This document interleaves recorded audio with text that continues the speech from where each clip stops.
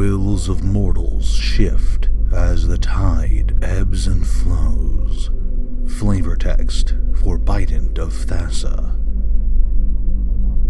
When the ancient eldrazi were released from their Hedron prison, they set out across the world of Zendikar, bringing devastation in their wake. If they were not stopped, their broods would strip the world of mana, leaving it nothing more than a barren husk devoid of life. The people of Zendikar would fight back against these monsters, but the eldrazi were not a threat that bravery and strength of arms could overcome. No, in order to defeat a titan, one would need the aid of a titan.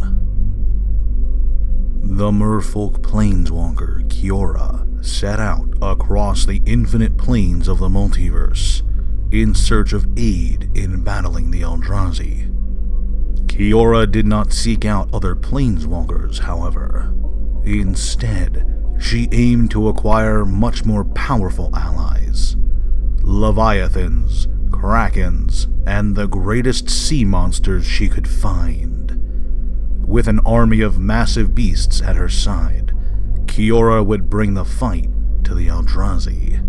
It was this goal that brought her to the world of gods and monsters, Theros. This plane has many great and terrible sea monsters dotting its oceans, and Kiora desired to recruit as many of them as possible for her battle. When the merfolk arrived on Theros, she used her magic to call forth a tsunami, aiming to use it as a beacon that would alert her to the presence of the monsters of the deep. This tsunami brought her to the attention of the local Tritons, the merfolk of Theros, who came to see Kiora as an emissary of Thassa, the Theros god of the sea. Kiora would take advantage of this opportunity to learn everything she could about the oceans of Theros, and what monsters lurked beneath. Over time, she would come to know of the greatest sea creatures in the myths of Theros, the mighty beasts that served Thassa. Kiora would assume the identity of Caliph, a famous mariner, and would come to possess the Monsoon, a magical ship once used by the true Caliph. With her false identity, Kiora would spread her influence and gather the support of many Tritons on Theros, posing as an emissary of Thassa, occasionally pretending to be the god herself. This would eventually come to an end when Kiora crossed paths with two other planeswalkers, Ajani Goldmane and Elspeth Tyrell. Elspeth and Ajani required the aid of the Monsoon for their own quest. Caliph was said to have used the vessel in the past to travel to Nyx, the realm of the gods. In order to hunt down and seek revenge on Xenagos, Elspeth needed to reach this realm. Knowing that the two could be valuable allies, Kiora agreed to take them across the oceans. The merfolk, however, had other plans in mind.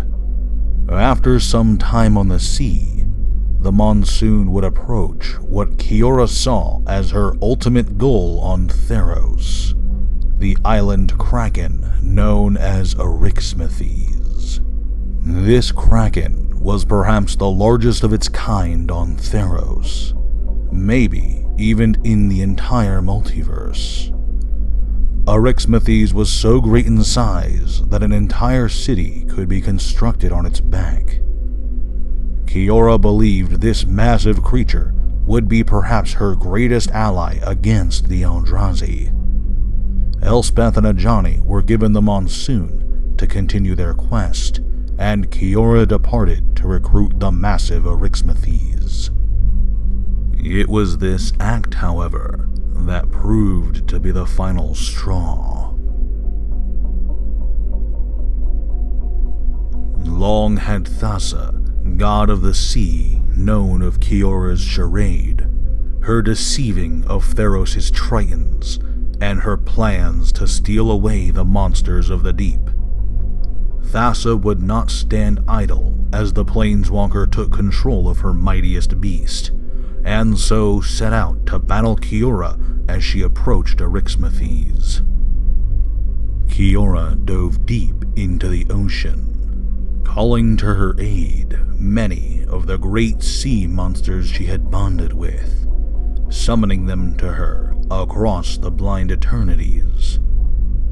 Thassa would do the same, calling forth her various krakens and leviathans, even Arixmethes itself, to her side. Along with the great monsters, Thassa would draw to the battle many tritons from across Theros, wishing them to witness what happens when a mortal attempts to charade as a god. Throughout the battle that followed, Kiora would attempt to draw the monsters of Thassa to her side, pulling at their primal instincts. While Kiora was skilled and powerful, she was battling against a god, a force of nature itself, and she quickly found herself losing ground.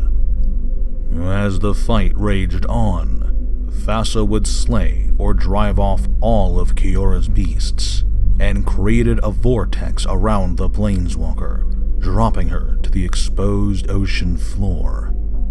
Here, the sea god pinned Kiora using her bident, Thassa. With her victory assured, Thassa would begin to gloat over her opponent.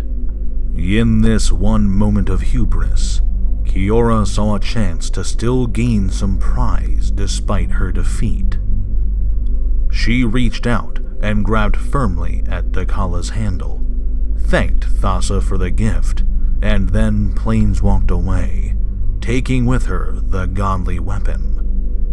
The last thing Kiora heard as the world of Theros faded behind her were the furious howls of a god. Kiora was unable to gain any new allies from Theros, and even lost some of her existing ones, but the bident Thassa would prove to be a great weapon on its own, aiding the Planeswalker in her future endeavors. While she did not steal away Arixmethes, Kiora did gain victory over Thassa by performing a deed no mortal had before, stealing away the weapon of a god. For her part, the god of the sea was able to gain a new spear, forged by Vorthos, but she will always remember the rage and humiliation she suffered at the whims of Kiora. Kiora Bests the Sea God is a saga introduced in Theros Beyond Death that does a wonderful job depicting this mythical battle. Its first chapter creates an 8/8 Kraken token, showing off Kiora's connection to the great monsters of the deep. Chapter 2 taps all non-land permanents an opponent controls, and prevents them from untapping on the next turn. This is an interesting way of interpreting the effect Kiora had on the followers of Thassa. In deceiving them, she weakened the belief they had in their god. The final chapter causes you to gain control of any permanent an opponent controls, a perfect representation of Kiora sealing away Thassa. From a flavor standpoint, this saga is a perfect representation of a battle depicted in the lore.